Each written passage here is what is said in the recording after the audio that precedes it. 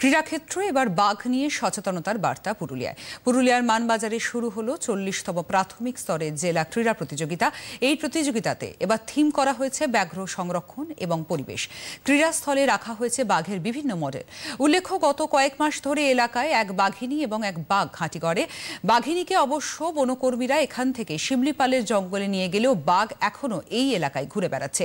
এলাকায় বাঘ আসার পর প্রচন্ড আতঙ্ক ছড়িয়ে যায় স্থানীয় মানুষের মনে। এর সবথেকে বেশি প্রভাব পড়ে খুদেদের মধ্যে। স্কুলে যাওয়া অনেকে বন্ধ করে দেয়। এই পরিস্থিতিতেই বাঘ নিয়ে সচেতনতার বার্তা দেওয়া হচ্ছে।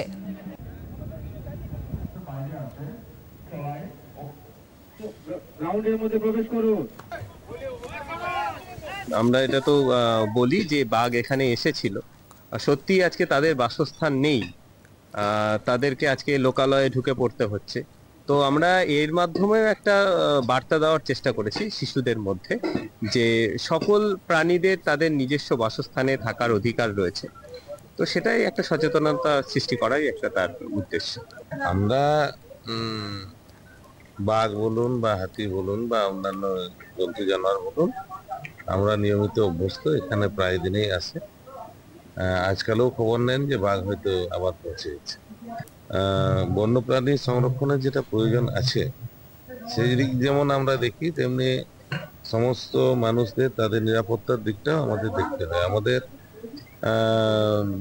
ফরেস্ট দপ্তর খুব ভালোভাবে আমাদের সাধারণ মানুষের সাথে যোগাযোগ করে খুব সুন্দর কাজ করেছেন। ইতিপূর্বে আমরা দেখেছি, আপনারা দেখিয়েছেন।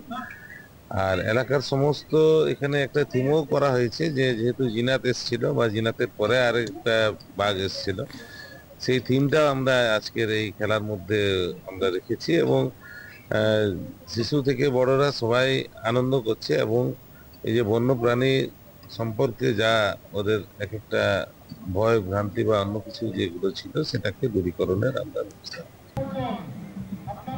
ক্রীড়া প্রতিযোগিতায় সমগ্র জেলা থেকে বিপুল পরিমাণে ক্ষুদে ছাত্রছাত্রীরা অংশগ্রহণ করেছে। তাদের সার্বিক বিকাশের লক্ষ্যেই এই আয়োজন বলে জানানো হয়েছে।